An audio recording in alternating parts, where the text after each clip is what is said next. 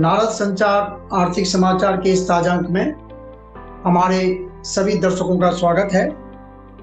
आज के इस अंक में हम बात करेंगे गिरी विकास अध्ययन संस्थान लखनऊ के निदेशक डॉक्टर प्रमोद कुमार जी से। प्रमोद कुमार जी नमस्कार। नमस्कार। हमारे नारद संचार आर्थिक समाचार के इस ताजा अंक में आपका स्वागत है। तो आज हम बात करेंगे देश में जो महंगाई की स्थिति क्या है और आगे किस तरह की इसमें उम्मीद की जा रही है। तो मेरा पहला सवाल आपसे यह है कि जुलाई के महीने में जो खुदरा मूल्य सूचकांक पर आधारित महंगाई का आंकड़ा था वो 15 महीने के उच्च स्तर 7.44% पर पहुंच गया था और सरकार के स्तर पर भी और रिजर्व बैंक के स्तर पर भी ये काफी चिंता व्यक्त की गई थी।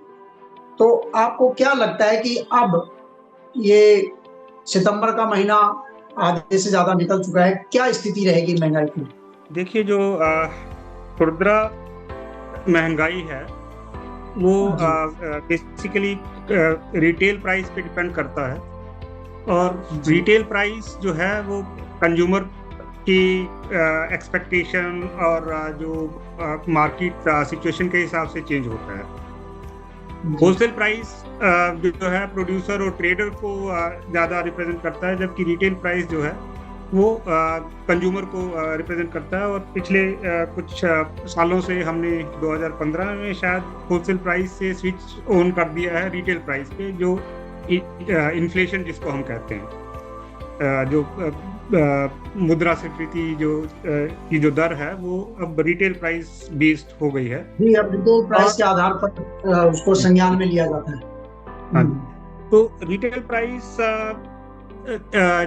जनरली हम यदि पिछले सालों में भी देखें तो मानसून के पीरियड में जब बारिश, कभी कहीं फ्लड हो गया, कहीं ड्राउट हो गया, जब बारिश बहुत ज़्यादा फ्लक्चुएट करती है तो जुलाई अगस्त में ज़्यादातर जो है रिटेल प्राइस थोड़ा इंक्रीज करता है, क्योंकि जो वेजिटेबल्स की उपलब्धि है मार्केट में वो थोड़ा कम हो जाती है। क्योंकि यदि थोड़ा बारिश ज़्यादा आ गई, वेजिटेबल, मेरे किचन गार्डन है उसमें भी टमाटर लगा हुआ था, बहुत अच्छे से टमाटर की फसल आ रही थी, अचानक बारिश आई, उसके बाद वो पूरी खत्म हो गई। तो वो मानसून के ऊपर काफी डिपेंड करता है, इसलिए उसमें स्टेबिलिटी नहीं रह जाती है। जी, जैसे कि टमाटर के दाम जो है कहाँ 200 रुपए से भी ऊपर पहुंच गए थे और अब एक महीना बीतने के बाद ही एकदम 30-40 रुपए पे आ गए हैं। काफी फ्लक्चुएशन इसमें दिखाई दिया है। और इसी तरह प्याज के दाम भी कुछ बढ़ने लगे थे। तो आपने सही कहा कि जो मानसून में जैसे बाढ़ आ गई, सड़कों को नुकसान हुआ है, आवागमन में परेशानी हुई है, उसकी वजह से ये कहीं ना कहीं, क्योंकि जो महंगाई का आंकड़ा हमने देखा था उसमें सबसे ज्यादा जो योगदान था वो सब्जियों के दाम का था। करीब 37 से 38% सब्जी के दाम पिछले साल के मुकाबले अगस्त में यदि आप मुझे अलाउ करें तो मैं बताता हूँ आपको। वेजिटेबल 37.3 था, 37.3, स्पाइसी मसाले जो थे 21.6 था, सीरियल जो है वो 13% था, पल्सेस 13% था, मिल्क 8% था, जबकि जैसे फ्यूल और लाइट जो काफी ज्यादा निर्धारित करता है वो 3.7% था। तो जो ड्यूरेबल कमोडिटीज हैं उसमें ज्यादा इंक्रीज नहीं हुआ है। ये वेजिटेबल और सीरियल लेड इंक्रीज था, जो कि प्रोबेबली सितंबर में ही, यदि हम सितंबर की जैसे ही फिगर आएगी थोड़ा ईज आउट हो जाएगा, नीचे आ जाएगा। जी, तो प्रमोद जी, खाद्यान्नों की महंगाई ये तो हुआ देश के अंदर क्या स्थिति रही, लेकिन जो देश दुनिया के हालात बने हुए हैं, जैसे खासतौर से यूक्रेन और रूस के बीच में लड़ाई का अभी भी दौर चल रहा है, उसकी वजह से।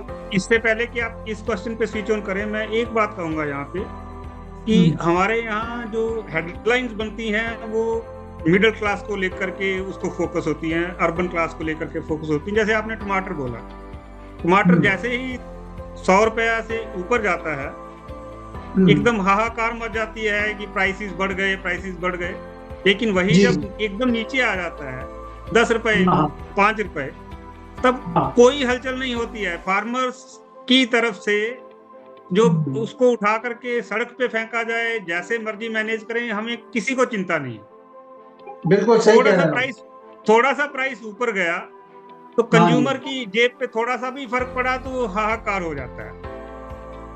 लेकिन फार्मर की जेब बेचारे की ऑलरेडी जो बहुत ऑलरेडी उनको बहुत हाथ नीचे डालना पड़ता है थोड़ा सा भी पैसा निकालने के लिए। जब प्राइस नीचे चला जाता है तो कोई मीडिया रेज नहीं करता है, सब चुप है, सब खुश हैं कि हाँ हमें 5 रुपए किलो में टमाटर मिल रहा है, कोई चिंता नहीं है। तो मेरे ख्याल में इस तरह की जो थिंकिंग है वो भी चेंज होनी चाहिए। थोड़ा यदि फार्मर को फायदा होता है तो हमारा जो मिडिल क्लास है उसको सोचना चाहिए, फार्मर की भी फैमिली है, उसको भी अपना घर चलाना है। तो ये मार्केट बेस्ड है, वोलेटिलिटी रहेगी ही वेजिटेबल्स में, थोड़ा हमें बेयर करना चाहिए भी, और फार्मर को थोड़ा उसका यदि फायदा पहुंचता है तो एक अच्छी बात है। मैं उस तरीके से देखता हूँ इसको। जी जी सही बात है। तो मैं ये कह रहा था कि देश दुनिया में जो हालात हैं, खासतौर से यूक्रेन और रूस के बीच में 1 साल से ज्यादा समय हो गया, और उसकी वजह से जो यूरोपीय कंट्रीज में खासकर एनर्जी को लेके, चाहे वो गैस है या कच्चा तेल है, उसकी सप्लाई पे जो उनका बाधा हुई है, उसकी वजह से महंगाई बढ़ी है। उस महंगाई का जो यूरोपियन कंट्रीज में महंगाई है, ब्रिटेन में, फ्रांस में, यूरोप में और अमेरिका में, उस महंगाई का भारत के हिसाब से, भारत की हालात पे उसका कितना असर पड़ रहा है? देखिए, यूक्रेन का जो डायरेक्ट इम्पैक्ट यदि मैं कहूँ तो जो तेल है वो सबसे पहला इम्पैक्ट जो है एनर्जी प्राइसेस पे आता है, वो भी पेट्रोलियम प्राइसेस स्पेशली जो बहुत इम्पोर्टेंट है। जब यूक्रेन वार शुरू हुआ था तो जो पेट्रोल का प्राइस था, कच्चे तेल का, वो लगभग $130 पर बैरल पहुंच गया था। जी। और बाद में जब थोड़ी सिचुएशन ईज आउट हुई तो आई थिंक ये अभी दिसंबर, जनवरी, जून से पहले की फिगर थी जब ये $70 पर बैरल पे पहुंच गया, मतलब 130 से 70। अभी उसमें फिर इजाफा हुआ है, अब वो 94 आज की ही मैं आपको बता रहा हूँ लेटेस्ट इंफॉर्मेशन, $94 जो है अभी इंक्रीज किया है। तो 80-85 से बढ़ करके 94 तक का $94 तक पहुंच गया है। तो थोड़ा सा जो पेट्रोलियम प्राइस जैसे ही बढ़ता है उसके ही प्रोपोर्शन में आपका जो लिक्विफाइड पेट्रोलियम गैस है उसका प्राइस भी बढ़ेगा, बाकी जितना भी पेट्रोलियम प्रोडक्ट्स हैं उनका प्राइस बढ़ता है। और क्योंकि ये जो है डिटरमिन करता है ट्रांसपोर्टेशन, क्योंकि हमारे देश में ज़्यादातर माल जो है वो रोड के उससे ले जाया जाता है, तो उसका डायरेक्ट इम्पैक्ट होता है। और खुदरा इन्फ्लेशन पे तो बहुत इमीडिएट इम्पैक्ट दिखाई देता है। तो थोड़ा सा प्राइस एडवर्स होगा उसकी वजह से। यदि मानसून ने थोड़ा ईज किया है अभी सितंबर अक्टूबर के बाद, जनरली हरी सब्जियां जो है वो मार्केट में सप्लाई बढ़ जाती है, तो नवंबर दिसंबर में आप देखेंगे कि सब्जियों के प्राइस, दूध के प्राइस, सब चीज के प्राइस थोड़ा कम होता है। लेकिन जो यूक्रेन का इम्पैक्ट है वो रहेगा। मतलब जो ढुलाई की माल को एक स्थान से दूसरे स्थान पर पहुंचाने की जो लागत है, उस पर इस चीज का असर दिखेगा, उसका असर होगा। और वो असर जो है चीज पे दिखाई देता है, दूध के प्राइस पे, वेजिटेबल के प्राइस पे, मसालों पे। कच्चे तेल का बहुत बड़ा आयातक है। हम अपनी जरूरत का 80% के करीब हम इंपोर्ट करते हैं। तो आपने ठीक कहा कि उसका स्वाभाविक असर इस पे कहीं ना कहीं दिखाई देगा। भारत की सिचुएशन कुछ हद तक ईज आउट हुई थी, क्योंकि हमें रशिया से जो है थोड़ा कम प्राइस पे हमें पेट्रोलियम प्रोडक्ट्स मिल रहे थे, क्योंकि रशिया का माल बिकना कम हो गया उधर, तो उसको निकालना अपना माल, तो कम दाम पे मिला था उसका थोड़ा। लेकिन भारत दूसरे देशों से भी मंगाता है, केवल रशिया से ही नहीं, सऊदी अरब से, कुवैत से, ईरान से, इराक से। तो जो एवरेज प्राइस बनता है वो उसमें कहीं ना कहीं उसका असर तो दिखता है। और लेटेस्ट सिचुएशन ये है कि जो सऊदी अरेबिया और जो हमारा अल्टरनेट सोर्स है वहाँ प्रोडक्शन उन्होंने कम कर दिया है, तो उसके कारण ये 94 का जो फिगर आया है अभी, वो उसके कारण हुआ, और फ्यूचर में शायद और बढ़ने की आशंका है इसकी। रिजर्व बैंक का जो मासिक बुलेटिन अभी आया है, उसमें भी रिजर्व बैंक ने कच्चे तेल के दाम बढ़ने को लेकर चिंता व्यक्त की है, उसने कहा है कि टमाटर, आलू, प्याज की सप्लाई तो अब ठीक हो गई है, आपूर्ति में जो रुकावट थी वो काफी कुछ दूर हो गई है, लेकिन कच्चे तेल के दाम बढ़कर $95 प्रति बैरल के आसपास पहुंच गए हैं। और इस कटौती से जो तेल कंपनियां हैं या जो उनका जो खाता है, गणित मतलब लेन देन का जो बैलेंस है, वो कहीं ना कहीं उस पर असर दिखने लगा है। और जब कच्चे तेल के दाम बढ़ते हैं तो उससे देश दुनिया में महंगाई का असर भी कहीं ना कहीं पड़ता है। तो रिजर्व बैंक ने इसको लेकर कहीं उस पर चिंता व्यक्त की है। प्रमोद जी, इस बार जो रबी विपणन सत्र शुरू हुआ है, खासतौर से जो गेहूं की सरकार खरीद करती है अपने भंडार में रखने के लिए, उसमें ये देखा गया है कि सरकार को जो ताजा आंकड़े हैं उसके मुताबिक 262 लाख टन ही गेहूं की खरीद अब तक हुई है, जबकि सरकार ने कहा था कि इस सत्र में उसे 340 लाख टन तक ये गेहूं की खरीद होने की उम्मीद है, क्योंकि उत्पादन के आंकड़े जो अनुमान आया था, जो कृषि मंत्रालय ने तीसरा अग्रिम अनुमान जारी किया था कि गेहूं की फसल 11 करोड़ टन के आसपास होगी, तो उसके हिसाब से सिर्फ 2,62,00,000 टन की गेहूं की खरीद ये क्या बताती है? क्या किसान अपने पास गेहूं रखे हुए हैं? क्या किसान को ये लग रहा है कि आने वाले समय में अच्छे दाम मिलेंगे बाजार में, या उसको उम्मीद है कि आगे इसकी मांग बढ़ेगी? क्या लगता है आपको? देखिए, पहली बात तो ये है कि जो गवर्नमेंट का जो प्रोक्योरमेंट का टारगेट था 340 लाख टन या 34 मिलियन टन, मैं मिलियन टन में जो एक स्टैंडर्ड यूज होता है वो यूज करूंगा। 34 मिलियन टन के अगेंस्ट में 26 मिलियन टन का प्रोक्योरमेंट हुआ है गेहूं का इस बार का। लेकिन यदि मैं जो हमारी एक्चुअल स्टॉक सिचुएशन, जो रिक्वायरमेंट है, बफर नॉर्म जिसको कहते हैं, यदि वो देखा जाए तो बफर नॉर्म जो है 24.5 मिलियन टन का है। अच्छा। वीट 1 जुलाई को 24.58 24.6 मिलियन टन आप कह सकते हैं, 240 मिलियन टन आप लाख टन आप कह सकते हैं जी, उतनी रिक्वायरमेंट है। उसके मुकाबले 260 लाख टन का प्रोक्योरमेंट हुआ है, और गवर्नमेंट जो है 340 लाख टन करना चाहती थी। तो जो मिनिमम रिक्वायरमेंट है 1 जुलाई की वो 246 है, और 1 अक्टूबर की वो रिक्वायरमेंट 175 हो जाती है। अच्छा। कम हो गई, क्योंकि अक्टूबर में जो है राइस की भी क्रॉप आ जाती है, राइस का भी जो स्टॉक है वो आ जाता है, तो वीट की थोड़ी कम रिक्वायरमेंट हो जाती है। तो जो बफर नॉर्म है उसके हिसाब से तो प्रोक्योरमेंट हो चुकी है, जितना चाहिए उतना मिनिमम है। सरकार हमेशा बफर से ऊपर सोचती है, ताकि कोई भी एक्सीजेंसी होती है, कोई भी कमी होती है मार्केट में, तो प्राइस शूट आउट ना करे, उसके लिए वो थोड़ा ज्यादा प्रोक्योर करते हैं। अब सवाल ये है कि पिछले 3 या 4 साल में, पिछले 2 या 3 साल में, जब से यूक्रेन हुआ है, उससे पहले जो है कोविड था, तो सिचुएशन थोड़ी अबनॉर्मल हुई है। हालांकि हमारी वीट की क्रॉप जो है वो लगातार इम्प्रूव कर रही है, प्रोडक्शन कम नहीं हुआ है, लेकिन मार्केट में प्राइस बढ़ गए हैं।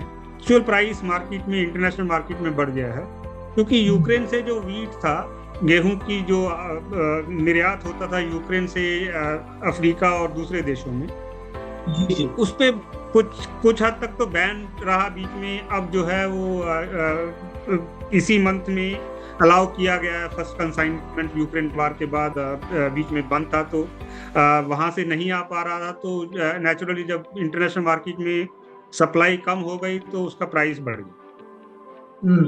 तो भारत के जो एक्सपोर्टर है, मैं फार्मर तो नहीं कहूँगा, फार्मर जनरली एक्सपोर्ट नहीं करता है, जो ट्रेडर है जो एक्सपोर्ट करते हैं, जिनके पास लाइसेंस है, तो उनको अचानक का जो है वीट कॉम्पिटिटिव हो गया, तो एक्सपोर्ट करने में फायदा मिलने लगा।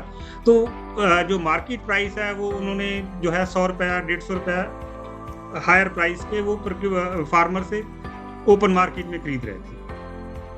उसके कारण ऐसी सिचुएशन बनी है कि जो प्रोक्योरमेंट गवर्नमेंट करना चाहती है, जो मिनिमम सपोर्ट प्राइस है, उस पे उसको अब सफिशिएंट क्वांटिटी नहीं मिल रही है। पिछले साल भी था और इस साल भी हुआ, पर उसका जो इलाज है, जो गवर्नमेंट की तरफ से या तो एक्सपोर्ट ड्यूटी लगा दी जाती है या फिर एक्सपोर्ट बैन लगा दिया जाता है, जैसा अभी राइस पे किया है उन्होंने, मुझे लगता है वो ठीक नहीं है, वो नहीं किया जाना चाहिए। फार्मर्स को बहुत ही जो मिनिमम सपोर्ट प्राइस से 1.5 गुना जो डिमांड रही है, वो भी अगेन स्वामीनाथन कमेटी की रिपोर्ट, वो कंट्रोवर्सी है कि वो सिर्फ कॉस्ट पे होगी या कॉस्ट प्लस जो बाकी की आइटम है उसको मिला करके होगी। तो फार्मर ऑलरेडी बहुत लो इनकम लेवल पे सरवाइव कर रहा है, तो कुछ फायदा यदि फार्मर को पहुंचता है अभी एक्सपोर्ट प्राइसेस बढ़ने से यदि फार्मर, तो मेरे ख्याल में गवर्नमेंट को थोड़ा शायद दूसरी जगह से उनको कट करके फार्मर्स के लिए सब्सिडी तो नहीं कहूंगा मैं, लेकिन यदि प्रोक्योरमेंट गवर्नमेंट मिनिमम सपोर्ट पे नहीं कर पा रही है तो कुछ थोड़ा जो है बेनिफिट डिक्लेयर किया जा सकता है फार्मर के लिए। और वो प्रोक्योरमेंट यदि फार्मर 150 रुपया उसको प्रीमियम मिल रहा है तो वो प्रीमियम गवर्नमेंट भी दे सकती है अपने अमाउंट से, और फार्मर का से प्रोक्योरमेंट यदि आप 340 की जगह 400 लाख टन भी करना चाहें तो प्रोबेबली यदि हायर प्राइस पे करेंगे तो वो अवेलेबल होगा और वो किया जाना चाहिए। मेरा जो कहने का मतलब है कि 21-22 में सरकारी खरीद गेहूं की 433 लाख टन हुई थी जी, बहुत ज्यादा एक तरह से हुई थी। और उसके बाद एकदम 22-23 में जब ये यूक्रेन रशिया का वार शुरू हुआ तो ये एकदम घट के 187 लाख टन रह गई। और अब ये 23-24 का जो विपणन सत्र है इसमें थोड़ी सी बड़ी है, तो कहीं ना कहीं आई थिंक जो कोविड से पहले की जो सिचुएशन थी वो हम प्लेंटी की सिचुएशन फेस कर रहे थे। गवर्नमेंट के पास स्टॉक इतना ज्यादा पड़ा था, वो खरीदना नहीं चाहती तो भी उनको खरीदना पड़ रहा था, क्योंकि मिनिमम सपोर्ट प्राइस पे जैसे पंजाब हरियाणा में तो फुल्ली 100% वो लिफ्ट करते हैं। तो जो कोविड में जो उन्होंने ये गरीब कल्याण योजना में जो अनाज बांटा है उससे स्टॉक की सिचुएशन ईज आउट हुई है। अदरवाइज तो ऐसी सिचुएशन थी कि स्टॉक जो है गलट कर रहा था, वो स्टॉक में पड़ा सड़ रहा था, और वो एक बहुत ही कोविड ने एक तरह से सरकार के लिए एक ईजिंग आउट का काम किया है। सरकार की टेंशन कम की है कि वो इतना स्टॉक को मैनेज कैसे करे। अवसर पैदा हो गया, सरकार को अवसर मिल गया। ये कहीं ना कहीं मतलब इससे पूरे एपिसोड से ये बात सामने आती है कि कहीं ना कहीं किसान हो या व्यापारी हो, व्यापारी और किसान का एक दूसरे में तो होता ही है कि वो उनको बताते हैं या उनको ये करते हैं कि ये देखते हुए कि विश्व बाजार में क्या स्थिति है उसके हिसाब से यहाँ खरीद पे भी असर कहीं ना कहीं दिखता है उसका। अब अभी देखिए हरियाणा और पंजाब में तो जो सरकारी खरीद है वो उसी लेवल पे है, उसमें ज्यादा फ्लक्चुएशन नहीं आया।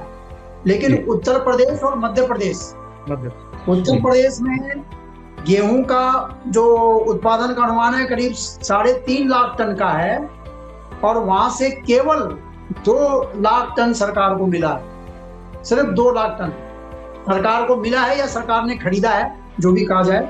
और मध्य प्रदेश में करीब 240 लाख टन उत्पादन का अनुमान है गेहूं का, और वहां से 70 लाख टन खरीद हुई है।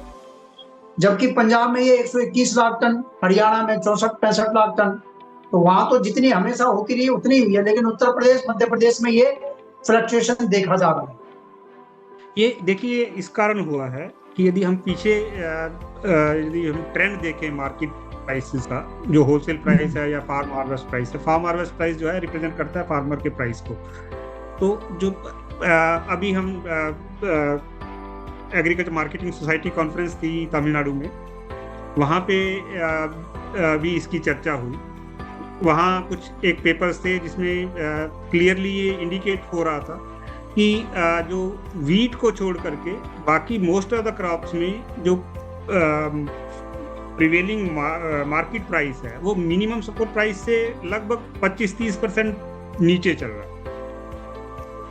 और ज्यादातर स्टेट्स उसमें जैसे वीट की सिचुएशन में पंजाब हरियाणा में तो उनको प्राइस मिनिमम सपोर्ट प्राइस जो डिक्लेयर किया जाता है वो उतना या उससे ऊपर मिल रहा है। लेकिन राजस्थान में, मध्य प्रदेश में, काफी सारे, उत्तर प्रदेश में, हमने उत्तर प्रदेश का बहुत एक्सटेंसिव सर्वे किया है, यहाँ पे भी लगभग 30-40% फार्मर ऐसे हैं जो मिनिमम सपोर्ट प्राइस से नीचे बेच रहे हैं। तो ऐसी सिचुएशन में जब मार्केट प्राइस बढ़ा यूक्रेन के कारण, तो इन स्टेट्स में जो पहले गवर्नमेंट खरीदती थी उससे जो मार्केट प्राइस था वो काफी कम होता था। अब जो है मार्केट प्राइस जो है मिनिमम सपोर्ट प्राइस से ऊपर चला गया, क्योंकि एक डेफिसिट क्रिएट हो गया पूरे वर्ल्ड सिचुएशन में। तो इन स्टेट्स में जो फार्मर्स हैं उनको सबसे ज्यादा फायदा हुआ है। मतलब कहीं ना कहीं यही कारण है कि इन स्टेट्स में गवर्नमेंट के पास अवेलेबल नहीं है, क्योंकि फार्मर को मिनिमम सपोर्ट प्राइस से ज्यादा प्राइस में ओपन मार्केट में मिल रहा है, तो वो ओपन मार्केट में बेच रहे हैं। क्योंकि ये देखा गया है कि सरकार के तमाम प्रयास के बाद भी सरकार ने खुले बाजार में 29-29.5 रुपए किलो गेहूं बेचा, उसके बावजूद भी जो आटे के दाम है वो ज्यादा नीचे नहीं आए, 40-42 रुपए तक पहुंच गया था, लेकिन वो मामूली थोड़ा 38 रुपए 39 रुपए इतने पे ही आया है, इससे नीचे नहीं आया।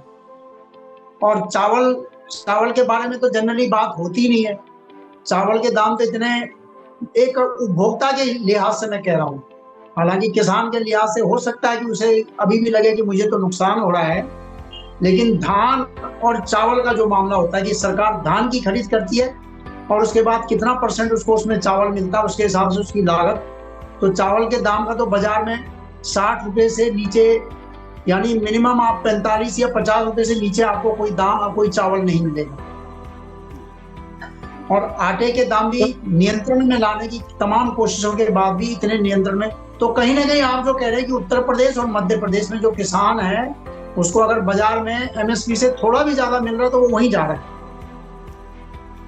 ये तो नेचुरल है, क्योंकि वो इतने सालों से एमएसपी से नीचे बेचते रहे हैं, क्योंकि बाजार की सिचुएशन कभी ऐसी हुई नहीं कि उनको उससे ज्यादा प्राइस मिल पाए।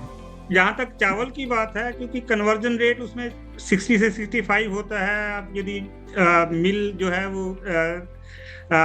3 फेज मिल है, 2 फेज मिलिंग है, 1 फेज मिलिंग है, कन्वर्जन रेशियो जो है मॉडर्न मिलिंग में बढ़ जाता है, ट्रेडिशनल में कम है। तो कुछ जो है हमारे यहाँ मिलिंग विलेज लेवल पे होती है, वो उसमें कन्वर्जन रेशियो कम होता है। तो यदि 60% कन्वर्जन रेशियो है, तो अब यदि फार्मर को 3,000 रुपया मिल रहा है क्विंटल का, तो नेचुरली 5,000 रुपया 50 रुपए पर केजी तो जो है आपकी लागत ही पड़ रही है, तो 60 रुपए से ऊपर ही मिलेगा आपको। तो कुल मिलाकर ये देखा गया है, अब हमारा समय भी होने वाला है, उपभोक्ता और उत्पादक और उपभोक्ता के बीच में ये जो संतुलन है, इसको बनाने के तमाम प्रयास होते हैं कि सरकार ये कहती है कि हम अग्रिम बता देंगे कि मौसम कैसा रहेगा, सरकार ये बता देती कि पहले से भी किस जगह पे कौन सी खेती अच्छी होगी, लेकिन उसके बावजूद भी देश के अंदर या दुनिया में कुछ ऐसे घटनाक्रम हो जाते हैं कि आप जो संतुलन बनाने का प्रयास करते हो वो कहीं ना कहीं उसमें असंतुलन आ ही जाता है। तो कभी देखिए जहां तक फोरकास्ट की बात है, यहाँ हमारे यहाँ फोरकास्ट हुआ था कि मानसून नॉर्मल रहेगा, इस बार 5 या 10% एबव नॉर्मल होगा। तो यदि ओवरऑल यदि ट्रेंड देखें तो 3-4% ज्यादा ही रही है बारिश नॉर्मल से। लेकिन यदि हम जब उसको रीजनल लेवल पे और स्टेट लेवल पे जाते हैं, तो वहाँ पे जो सिचुएशन है वो चेंज हो जाती है। तो एक तो बारिश जो है वो कितना स्प्रेड आउट करती है। यदि बारिश बहुत ज्यादा हुई, 2-3 दिन बारिश ऐसी हुई कि आपकी बाढ़ आ गई, और बाकी का मंथ यदि बारिश नहीं हुई है, तो जो ओवरऑल जब हम काउंटिंग करते हैं तो वो एबव नॉर्मल है, लेकिन उसका स्प्रेड आउट कैसे है वो डिटरमिन करता है एग्रीकल्चर की सिचुएशन। तो वो जो सिचुएशन है वो चेंज हो रही है अभी, या तो फ्लड होगा या ड्राउट होगा। और जो बारिश जैसे पहले 3 महीने चलती थी, तो अभी उसकी ड्यूरेशन जो है वो कम हो गई। तो हैवी रेन हो गया, तो उससे फार्मर को, उससे खेती को उतना लाभ नहीं मिलता जितना कि यदि वो इवन आउट हो, थोड़ी थोड़ी बारिश होती रहे इंटरवल पे, तो वो ज्यादा बेनिफिशियल होती है फार्मर की। तो प्रमोद जी, चर्चा में हमारे साथ भाग लेने के लिए आपका बहुत बहुत धन्यवाद। और ये जो महंगाई और उसका उपभोक्ता और उत्पादक दोनों के बीच में जो महंगाई को लेकर जो खींचतान चलती है, वो कहाँ तक उसमें संतुलन बैठ पाएगा, ये समय आपूर्ति, जैसा कि कहा जाता है कि मांग और आपूर्ति पर ही निर्भर करता है। तो ये मांग और आपूर्ति का संतुलन बना रहे, इस उम्मीद के साथ हम आपसे विदा लेते हैं। आगे भी आपसे मुलाकात करते रहेंगे। हमारे दर्शकों से अनुरोध है कि हमारे वीडियो को शेयर करें, लाइक करें और सब्सक्राइब करें। नमस्कार।